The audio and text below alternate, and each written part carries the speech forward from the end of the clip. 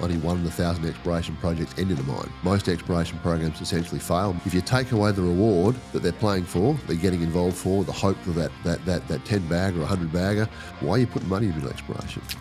You might never get it back. Yeah. And that's the bit, right? It's like, it's a whole lot easier to hold on to investment than it is to get it back once you've lost it. Mineral exploration is Australia's original startup. We need to be carved out of this or we will feel the pain.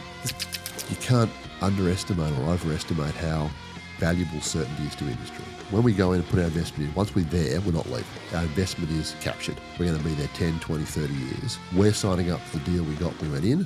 Don't change the rules after we get there. If you do that, you really scare off investment. We're essentially an organisation whose goal is to help our members go through the exploration process, hopefully make a discovery, develop their projects and emerge as a new miner.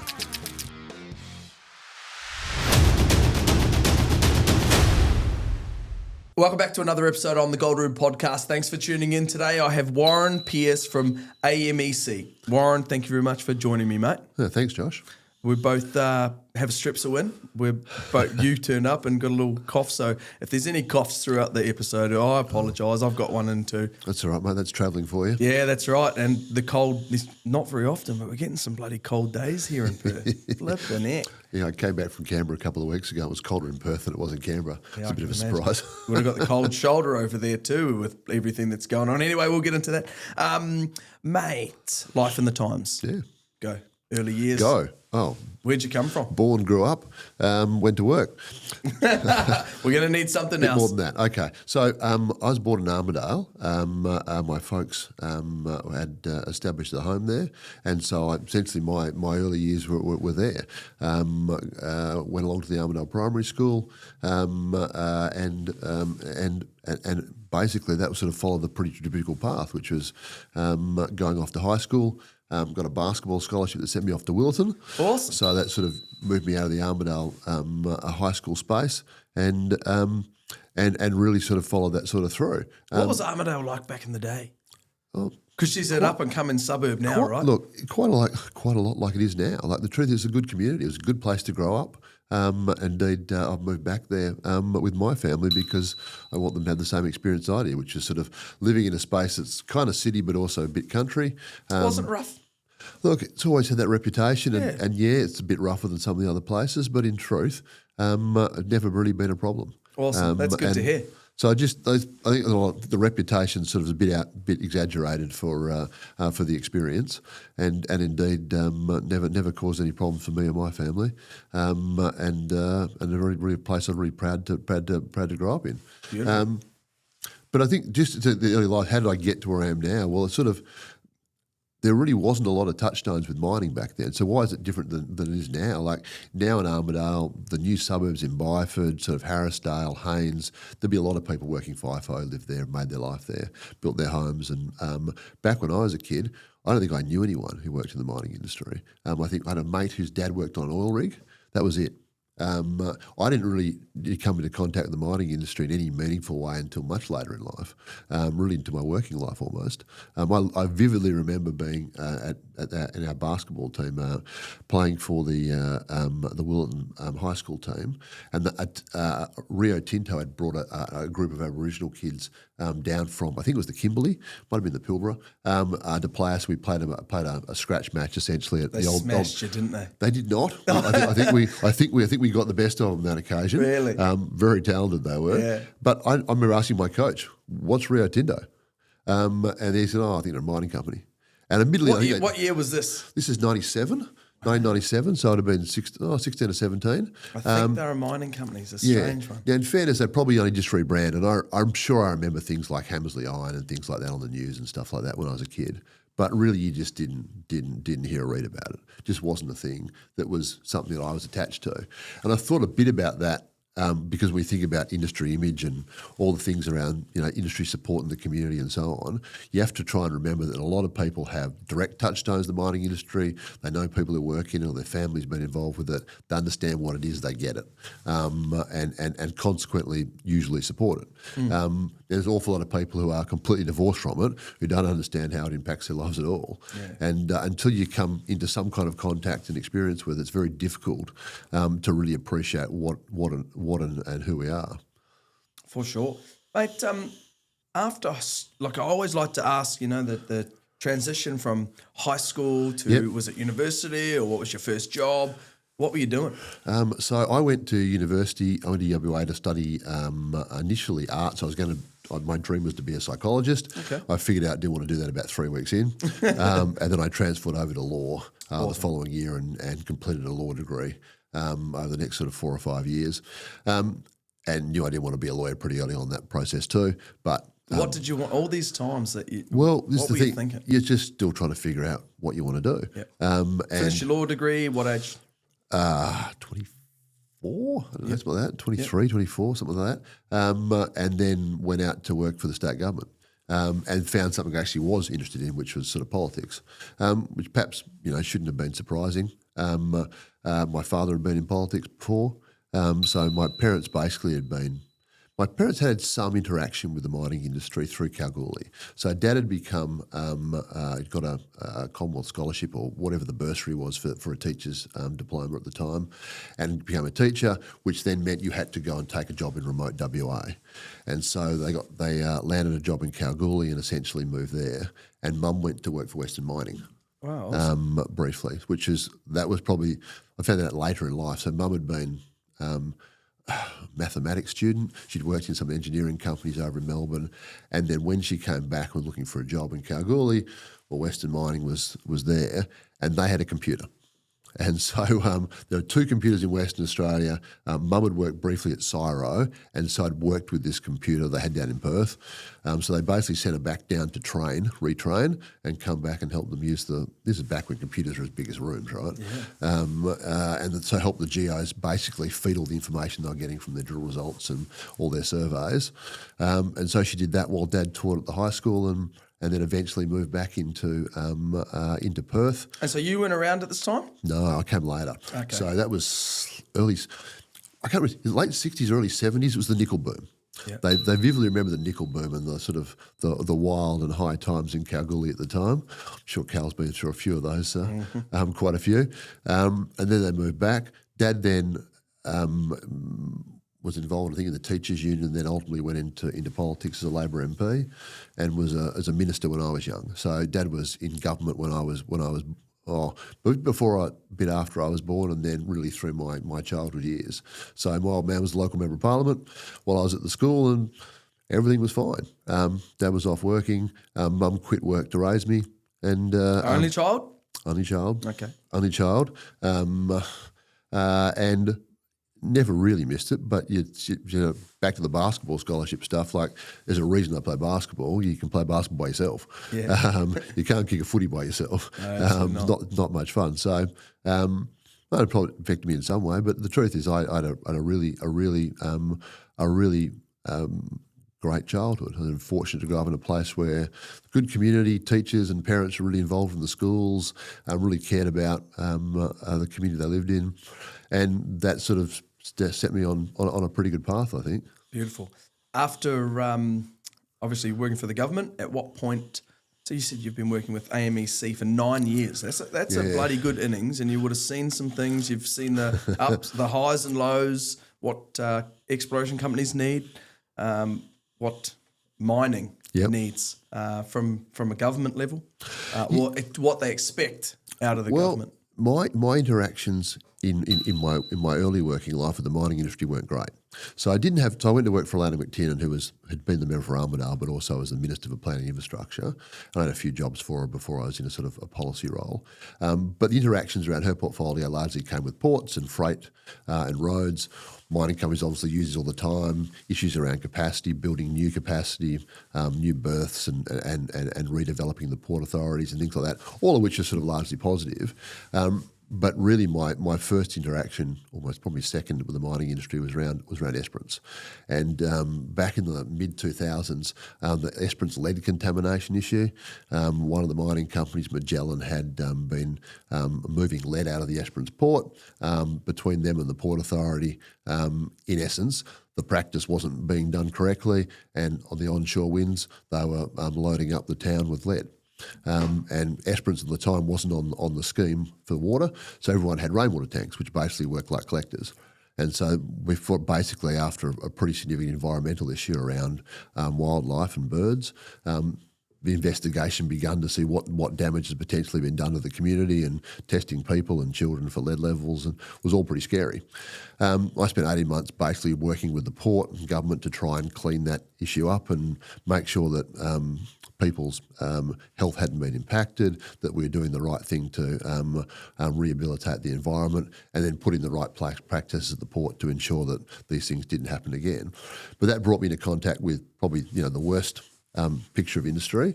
At the same time, at the same port, there's BHP, Nickel West, moving nickel, and and it brought me into contact with the chamber and people who really were concerned about the impact on their reputation and wanting to make sure the industry did things in the right way, and the communities that. So these are mining companies coming and saying, "Look, we want to do the right thing." That's right. I mean, the whole of the industry was pretty appalled by it, and wanted to work together to try and resolve the issue and make sure it didn't reoccur.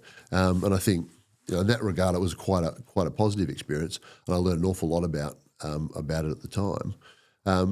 But equally, that's when I think about a bit about people who aren't connected to the industry being impacted by it. They're mostly impacted by some of the negative things, and so I think there's an awful lot learned out of that. And indeed, we haven't seen that sort of thing reoccur in Western Australia since, and that's a very good thing.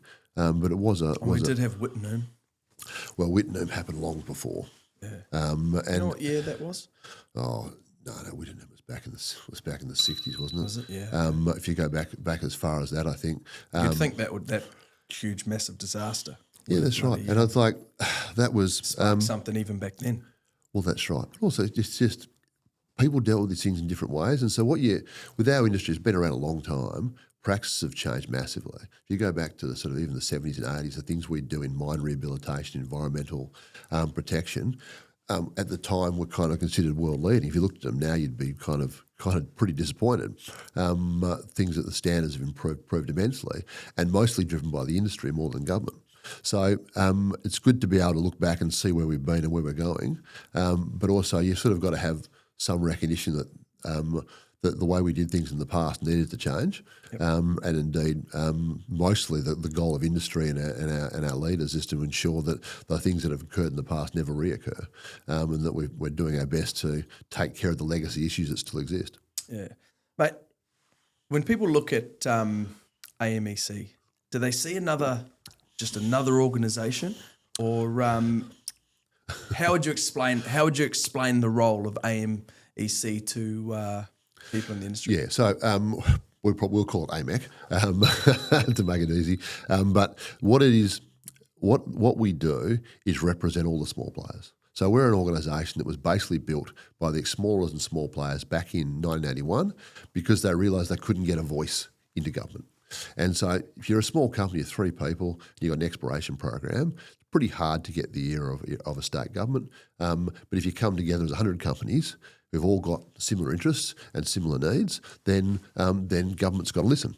And what they found at the time was they weren't being heard down the road. The Chamber of Mines at the time, with the large established companies, WMC and BHP and the rest, their voice was well heard by government. But the small players couldn't get a look in. And so they needed to come together and form an organisation so their voice could be amplified, and that their interests, that were often different than the established players, were represented in those conversations and then hopefully taken into account when government formed its policies and legislation. So we always default to our smaller members. We're essentially an organisation whose goal is to help our members go through the exploration process, hopefully make a discovery, develop their projects, and emerge as a new miner. We're a emerging player story, and so it's all about, for us, helping companies create new mines, hopefully turning on new industries in new mining opportunities, and then looking for value-adding opportunities as well. What do you think's some of the biggest challenges for the mining industry? Well, there's lots and lots. The big. I'm not laughing. It's just you'll hear this all the time, right? And it's all the same things that have always been the same challenges, but basically they come under a sort of a theme that would run more or less like expectations of our industry are immensely high, and we're competing with places that don't have the same expectations or the same requirements. And as a consequence, we're very costly versus other places in Africa and South America that aren't. And so a big challenge is staying competitive globally while still trying to carry all these things that we know are good about our industry and that we want to keep. Good wages, good conditions, good health and safety. Strong environment, health and safety. Great health and safety, absolutely. It'll be the pinnacle of the world. It'll be Absolutely. the pinnacle of the world, I'd say. We should be really, really proud of that, right? Absolutely.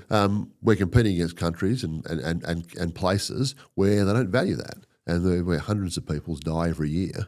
Now that's a non-starter here in Australia. We want everyone who goes to work to come home safely, but it means that places that don't have to operate with those standards are a lot cheaper and often can produce the product at a cheaper lane. Yeah. The other challenge is, even where we are cost competitive or near cost competitive, we've got a lot of nations now putting in market interventions, those subsidies. So particularly China. So China is in a lot of ways our biggest customer. They're also our biggest competitor, particularly in critical minerals. And they are subsidising and supporting their industries, but basically bring down their costs immensely. And so for us to get up in an environment where that support just isn't available or probably isn't appropriate, very difficult to sort of compete. So they've got support at a high level of government. That's right. Well, they've got support because they've got a 50-year plan, right? The Chinese have been very clever about developing their industries, and they want to make sure they can control the supply chain from mine to end product, being electric vehicle or solar panel or renewable technology or whatever, and they've invested in that, knowing that ultimately, economically and financially, they'll be beneficial for them. We, Western nations haven't had those same types of long-term goals, or they were paid to, invest public money essentially to support industry to do those things. And so we come in an environment where we're competing against that as well. Yeah, I mean, look, China's been around for a bloody long time. They've had a few more extra 1,000 years than us to iron out some of the issues that we still see today. They have. They've also come a long way in the last 30 years. For sure. With their manufacturing that we, absolutely. Not just here in Australia, everywhere. There's the globalisation story. Yes, globalisation brought us a lot of good things, brought down the cost of products. We all benefit from that.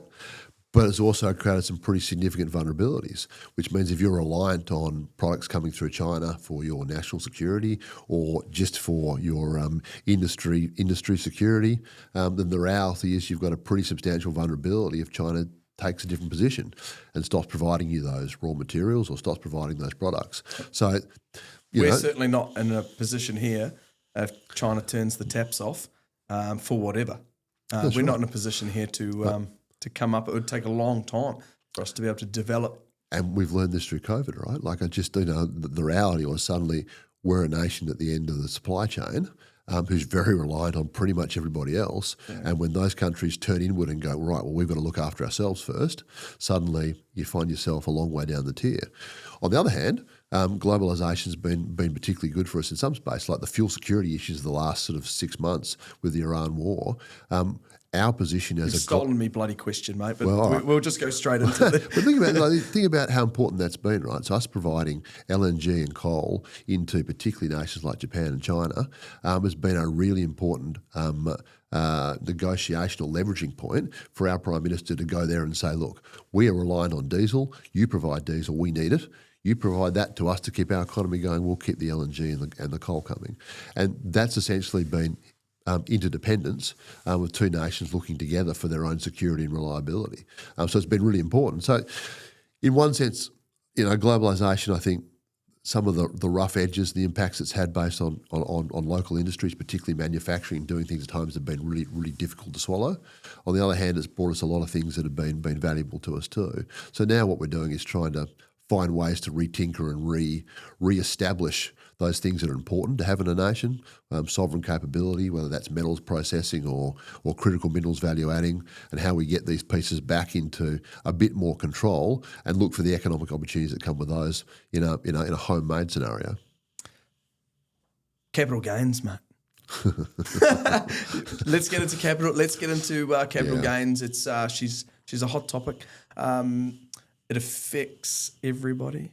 Everybody. And whether look, I don't know, not very smart myself. cash grab by the government? Is it? What in mining? Who's it going to affect? The guys on the ground, the exploration companies. Yeah, so I think the reality is capital gain affects investors in our industry. So what's the investment profile for exploration versus mining? If you're investing in a blue chip mining company, you're not really investing for the share price rise, you're investing for the dividend. And each year you'll get a dividend paid from one of those mining houses that produces profit every year. At the exploration end, if you're investing in mineral exploration, there are no dividends. The money goes into this capital raise that goes into exploration programs. Your place to make money out of that is the company making a discovery or producing good geological assay results that essentially point the way to a future mine, and the share price rises. So the only way you make money as an investor in mineral exploration really is in capital gain. So if you start tinkering with capital gain and you increase the tax, or you remove, in this case, the CGT tax discount for an investor holding a share over 12 months, the reality is you're taking away a lot of the reward. In fact, you're taking away half the reward or more. And that's a real problem because mineral exploration's a risk-reward play. Most companies don't find a mine. Only 1 in 1,000 exploration projects end in a mine. Most exploration programs essentially fail, much like the tech and biotech sectors. You're going into a place where people are trying to do something innovative, trying to create something out of nothing, and if it comes off, the value creation moment can be incredible. You know, the 10 times return, in some cases, even more so. 100 baggers. Yeah, that's right. Not very often, but it's pretty rare. Nice. But that's what they're chasing, right? So the problem is, what it really means is, in most cases, the investors don't see that. They don't manage to jag that company that ultimately makes that incredible discovery, which means mostly our investors probably aren't making a lot of money in capital gain. If you take away the reward that they're playing for, they're getting involved for, the hope of that 10 bagger or 100 bagger, then the truth is, why are you putting money in mineral exploration? Yeah, we got to worry about that because our entire ecosystem is built on this. 2/3 to 3/4 of all mineral exploration is done by small companies. So small ASX-listed exploration companies do the vast majority of the work here of exploration in Australia. They also make 3/4 of the discoveries. Once you get into greenfields exploration, so where no one's travelled, we haven't looked before, you're hoping to make those new big mining discoveries or even turn on a new mining jurisdiction, well, the truth is ASX small companies do 100% of it. There are almost no big companies in that at all, or any other investors. Why? Well, do you know the reasoning behind that? Yeah, it's not the right place for them. If you're trying to grow your company, the reality is exploration's not a very reliable way to do it.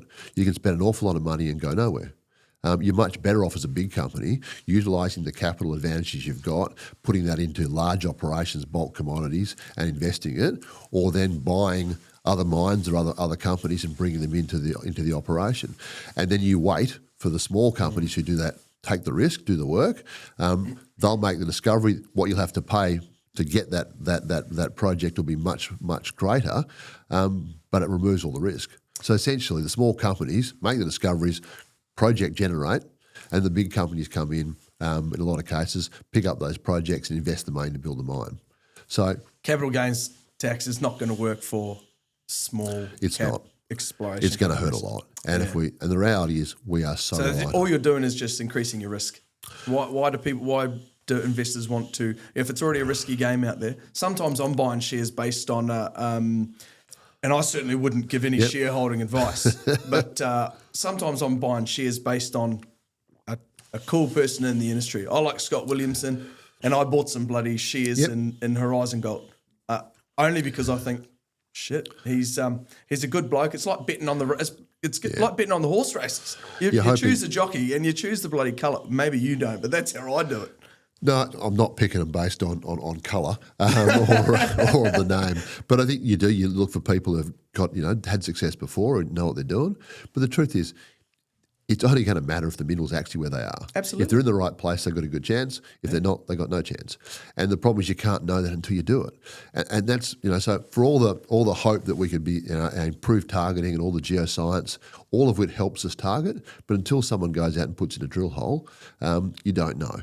And for the investors, if that risk reward scenario changes and they move somewhere else, then suddenly the money we rely on to keep that exploration effort going, that large exploration effort that makes the small number of discoveries that stock the pipeline for future projects, where all the real benefits arrive, royalties, taxation, jobs, economic opportunities, why would you do it?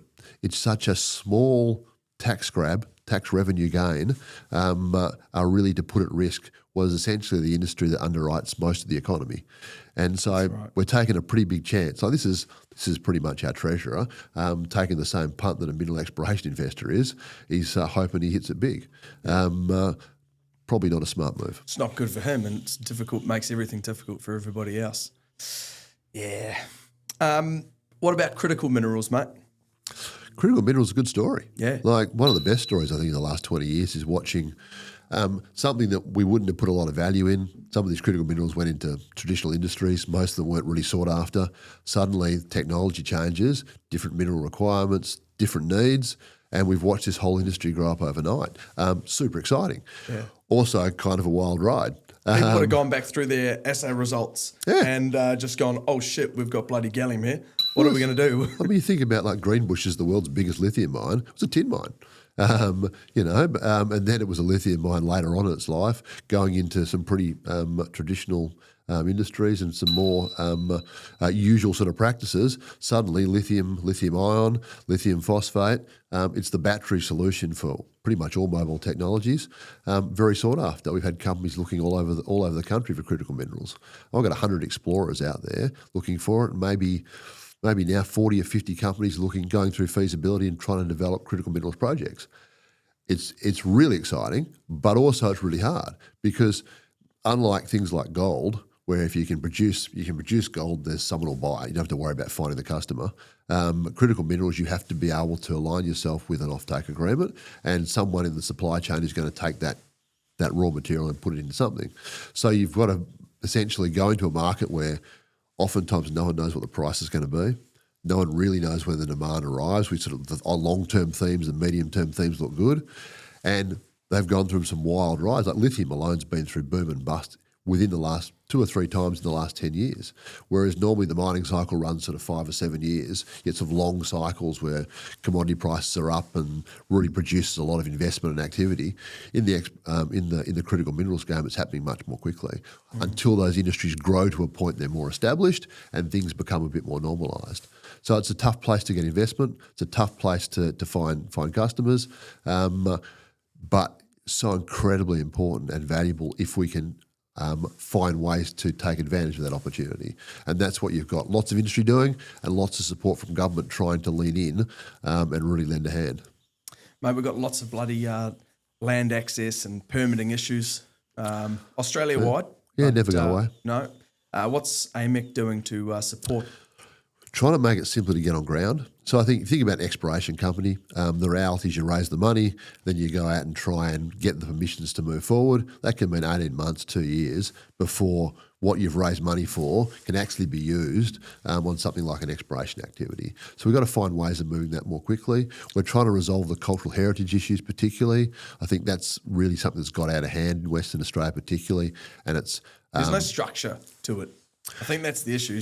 Some places having to pay mining companies a hell of a lot more than other places. And, how will they work? My thing would be, how are you working that out? Explain it to me.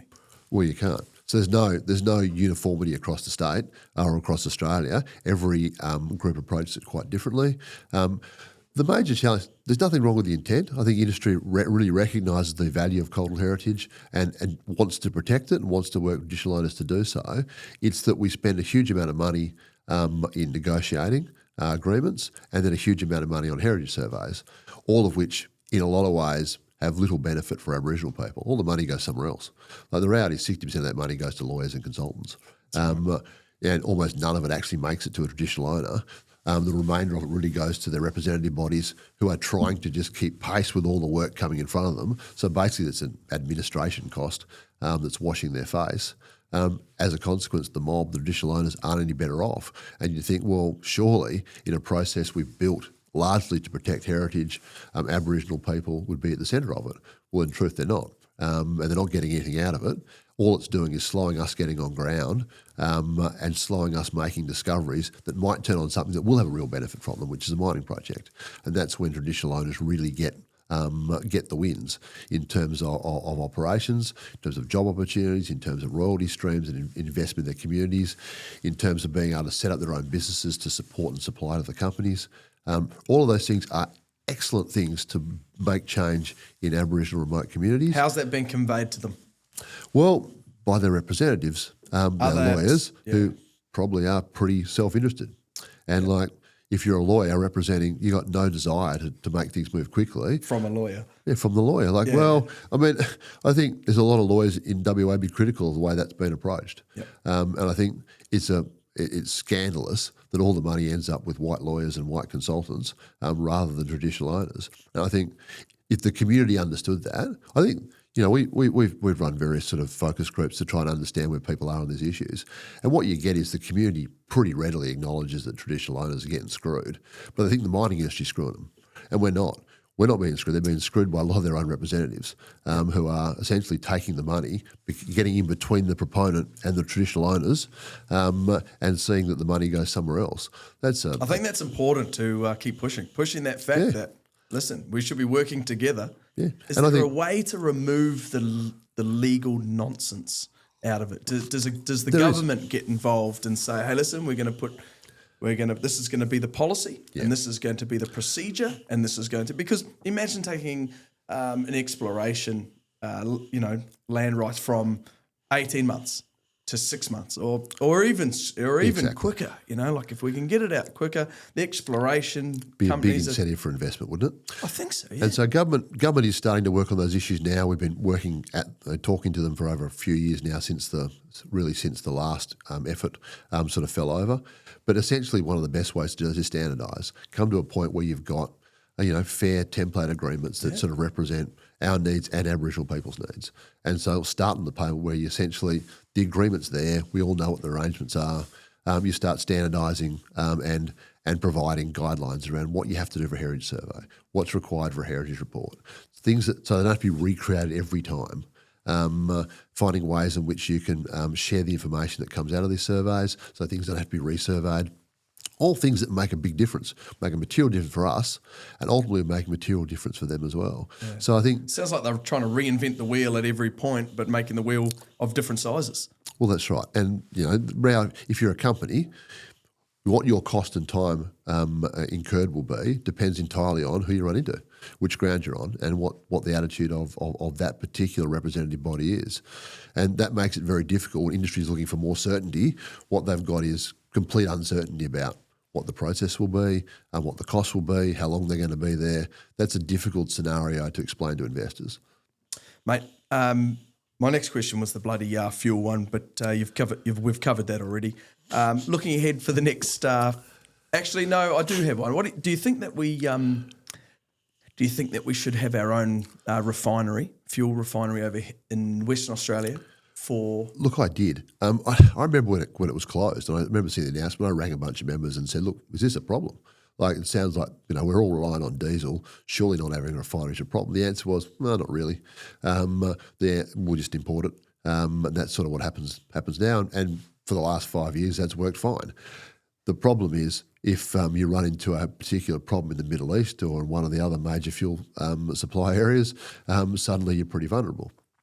Would a refinery solve our problem? Not really, because the problem was not in the refining. The problem was in the getting the crude out of the ground in the first place.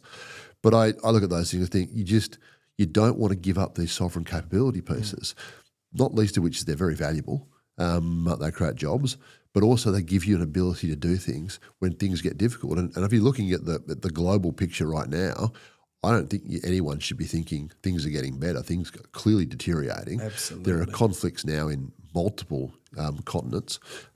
Europe's essentially at war with Ukraine and Russia. You've got all the conflicts to the Middle East that don't really show any sign of ending quickly. You've got conflicts through nations like Africa and continents like Africa and South America and Central America, all of which you would think makes Australia look a whole lot more investable, right? So we got to think about what we ought to do ourselves, but also we ought to be thinking about that global investment pool of money that's out there, thinking, well, we're a place with a lot more certainty. There's no danger of us being pulled into conflict. We've got a good place for your investments here. Chances are you're going to get a chance to see the returns from it. Whereas if you're investing in Eastern Europe or you're investing in the Middle East, Or West in some of Africa. our competitors, or West Africa, things can change overnight. So we've got to be really talking that story up. And although, on a cost basis, we might look not as desirable as some of those places, on a certainty basis, Australia's got a position that we ought to be able to sell that. What about fuels? What about just larger fuel storage opportunities here? So that was the second problem. So the first problem was, can we get fuel? Okay, once we got fuel, can we store it? Half my members were picking up storage tanks. I had exploration companies doing this just to try and make sure they would have fuel for the next exploration program. So I think absolutely we can do it. I think the government's goal now is to lift it up to 50 days. And I thought I read somewhere that it was meant to be 90 days of. Yeah, so the IEA, the International Energy Agency, and all those people who are required are supposed to hold 90 days of fuel. Turns out we didn't do that. We had 30 days. Who's looking after that with a big bloody salary package? I can only imagine they were receiving. The federal government. Fuck all. So, well, how do you get your head around this? Like, I look at that and I think, do you need 90 days? Well, we never have. And it turns out right now we've still got 20. We've only used 2 days of our fuel supply to actually do it. But the problem is, if you don't do that, your options are a lot less available. And so what we've ended up doing is the Australian government's underwritten the major energy suppliers, so the BPs of the world, Vivas, Ampols, to go out and buy any fuel out there at any cost, and then sell it on to us, with the Australian government underwriting to make sure they don't make any losses. That's great. We're in a fortunate position to be able to do that, but it's a pretty expensive way to go about it. If we'd been building our fuel storage over time, we had the 90 days, I imagine we'd have been a lot more able to go, okay, we'll release this now and make sure we can get through those pinch points. The other bit about the storage piece, we've got to make sure it's actually stored where it needs to go. So, most of West Australia's storage turned out to be in Kwinana. When it came to diesel versus petrols on the other side of the country, if you're an Ampol customer, well, your storage was in Queensland. If you're a BP customer, your storage is in Western Australia.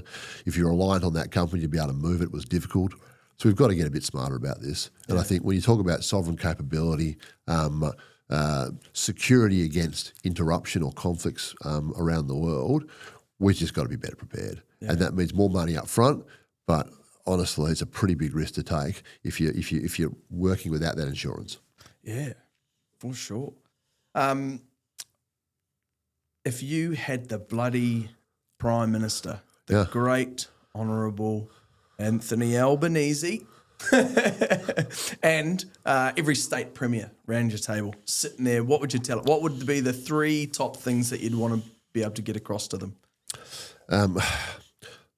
Look, unify your systems. Like, it's a frustration. Does it matter that every state's got a different regulatory process? Well, it does when you get into multiple states. Most of them have got projects in multiple states, trying to figure that out, apart from the cost that goes with it. Sort out your regulatory processes. Sort out your environmental processes. Really focused on risk-based. So, like, what you want governments doing is focusing on where there are significant environmental risks or significant health risks or safety risks, on the ones that are things that are really important, and the ones that are low risk that aren't likely to happen or have low implications, so non-sensitive environmental areas. Find ways to move that through the process quickly. Put all your energy, your resources, and your focus on the significant risks, and let the low risk things move more quickly. So WA is doing that. We're doing that with eligible mining activities. So that basically means to get a program of work for an exploration program. In about 25% of the state, sort of dubbed non-sensitive environmental areas. So areas where there's a very low risk of environmental harm from a very low risk activity, which is exploration, you can go through essentially with notice now. You put it in the process, the computer says off you go, rather than what had been, so I had to go through a 15-day process with an approvals officer sitting going, yep, okay, yep. Didn't need to happen. That person should have been working on the ones that had significant risk when you're doing mining development proposals or environmental rehabilitation, things that actually need focus. Put your energy on the things that matter most, and then find ways for removing the burden that comes with all the sort of tick box exercises. That's one thing they could do. Don't change the rules is the other one. Like, you can't underestimate or overestimate how valuable certainty is to industry. What we sign when we go in and put our investment in, we're not once we're there, we're not leaving. Like our investment is captured. We're going to be there 10, 20, 30 years. We're signing up to the deal we went in. Don't change the rules of after we get there. If you do that, you really scare off investment. So don't create sovereign risk problems. CGT, coal royalties in Queensland, where you materially change the opportunity that they have made the investment decision on in terms of their return becomes a real issue. And that's why you've got to be quite upfront about policies, whether that's cash reserves or other things. Not saying they're a bad thing, but you've got to be really clear about what you're going to do, and then you've got to stick to it. Yeah, bloody oath. Mate, last one from me is best advice you've ever heard. That's actually pretty easy. It's pretty simple advice too.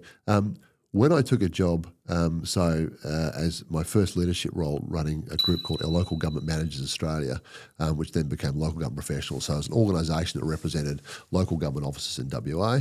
And at one of the first events in my first couple of weeks, they had Kevin Sheedy come out. Former Essendon coach and player and da-da-da.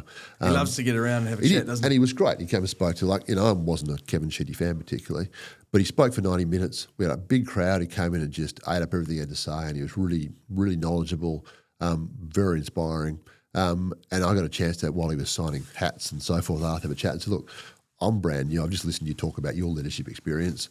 What's your advice for a young bloke who's just starting his first leadership role? And this is the membership. These are all these people. I'm 30, early 30s. All these guys mostly are in their 50s. They're much more experienced leaders than me.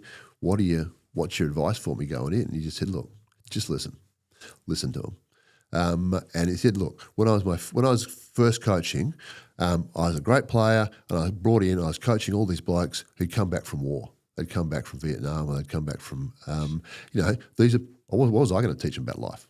I had absolutely nothing to offer. I could teach them about football and tactics and strategy and pieces, but what was I going to teach them about life? My job was to listen to them and help understand them and just try and help them reacclimate in their lives. And as part of a football team, listen to them, learn from their experiences, and I got to admit, I wish I'd taken that advice on board more than I did, because I was young and wanted to get things moving quickly, and didn't have time to sort of stick around and have all those conversations. But more often than not, that's been valuable advice, which is before you start making changes and lean into where you want to go, make sure you talk to the people who've been there before. In a lot of cases, a lot more experience, and think about how that shapes what you want to do. So Kevin Sheedy probably made a pretty big impact on me that day. Awesome. Mate, I was just thinking to myself, it's going to be a bit bloody, we'll see at like Diggers and Dealers, RIU conferences. Yeah. We're going to really hear and come at, in the next few bloody months. Next month is Diggers. Yep. And then 3 weeks' time is Diggers. And then RIU conferences staggered around their bloody countryside. Yeah. But we're really going to see what happens with, or what investors, are we going to see less patronage through these events? Are we going to see bloody, or more people coming to these events and saying, what the bloody hell's going on? Well, I think you will. If government doesn't make change, then I think we will. I mean, there's no doubt we're going to see an impact here. And to try and, if you're sort of playing at home and sort of wondering what's the real impact, well, the answer is, because exploration is so important, the investment that comes, where the investment comes from matters. The problem is most of that investment actually comes from retail investors. What's a retail investor? It's mum and dad. It's someone who's probably hopefully on the maybe on the wealthy side. They've got some money to take some risk with, but they're playing with $10,000 and $20,000. Like there's thousands of these people who underwrite the exploration effort. Those people walk away. There is no money to replace them. It's not like one fund steps out and another fund steps in. The finance, the funds, the brokers, they're not there. They arrive later when the risk has been substantially reduced. So you're relying on these people. They're the ones you see at investment conferences. So we're going to know when you get to those conferences, are those people still there? How are they feeling about it? Like we've surveyed them. They tell us. 75% of them said this makes a material difference to whether I'm going to invest in this industry. So if government doesn't heed industry's advice, and they really shit on this, I don't think they went down this path thinking they were going to hurt mineral exploration, but it's perhaps an unintended consequence. If they go through with it, we're going to hurt. And I think once that hurt becomes more obvious, I think the thing is, some ways government won't see it for a while. Like the money we've raised previously, before the rules changed, it's going to be spent for the next 18 months, 2 years on gold exploration, critical minerals exploration. It's if the money doesn't, you have to keep going, getting more. If you can't raise it then literally exploration expenditure will fall off a cliff. Yeah. So we need to. How long do you think it would take to? We went from having our last question just keep going on. Yeah. So I apologise. Sorry, that's right. No. How long is it going to take? It falls off a cliff. Falls off a cliff in 18 months' time. How long would the estimate be to claw it back? Well, you might never get it back. Yeah. And that's the bit, right? It's like it's a whole lot easier to hold on to investment than it is to get it back once you've lost it. Yeah. And the thing is, it's a pretty narrow pool to start with. People just sending their money offshore, investing in bloody foreign investment. Well, I could do it. We've watched the younger people. They'll invest in crypto. They'll invest in biotech and tech, right? And maybe that wasn't a great investment, but that's what they think about. Like when they're thinking about ways of having outsized returns, people looking at crypto and going, "Oh, okay." So there are other places. Like everyone invests in mineral exploration as a volunteer. No one's forcing them to do it. Yeah. They think there's a better opportunity somewhere else. A lot of people will probably derogatory or describe mineral exploration investment as kind of like investing in a casino. But if you think that's why I use the horse racing analogy. Yeah, so it's a lot of long odds, and there's a fair bit of punting going on. But if you think about it in terms of what the government's actually proposing, they're proposing to carve out tech and biotech, but not carve out us. Well, so you walk into the casino, there's 3 games on offer: biotech, tech, mineral exploration. They've all got similar odds, but in 2 of those games, biotech and tech, the reward's protected by government. In mineral exploration, the reward's halved by government. Where do you put your funds? Where you putting your money. Exactly. And that's the thing, right? So we'd honestly be better off if they didn't carve anybody out. But the truth is, risk-based capital is hard to come by. It's really, really important, particularly for anything emerging or startups. And mineral exploration is Australia's original startup. We need to be carved out of this, or we will feel the pain. Is government too arrogant to turn the tables on this? It's not arrogance. I think one of the challenges with governments particularly around the mining industry, the money's always come no matter what's been sort of said. And there's been a bunch of reasons for that, but largely we've been living off a history of having great geology and being a tier 1 jurisdiction. If you look at the exploration stats, what it tells you is the trends aren't getting easier, they're getting harder. We're finding things at greater depth. If we're finding things at 100 and 150 metres, then that's not so easy to make a commercial project out of when you're competing with places who are finding them at 20 metres.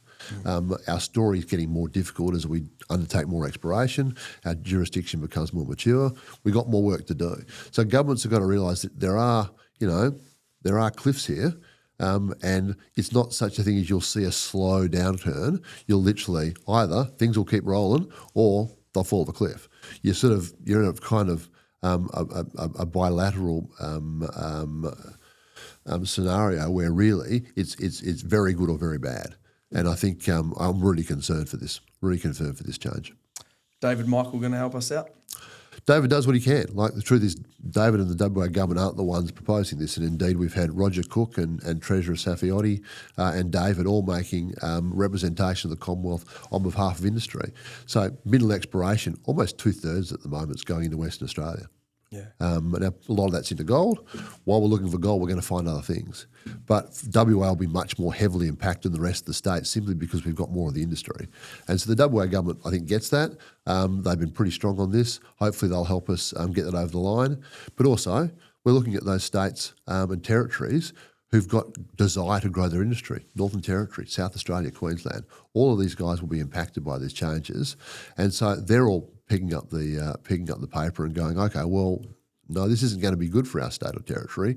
We need to advocate for change. So we're not alone here, but we do need the Commonwealth to recognise that actually there's a lot more at stake here than just a bit of what they might see as a small amount of additional tax revenue. It's the risk-reward profile that changes. And if those investors go away, well, the rest of us are going to have a hard time finding the money to keep that exploration effort going. Yeah. Mate, look, thank you very much for taking the time and Always coming a all the pleasure, way out Josh. to Malaga and catching up.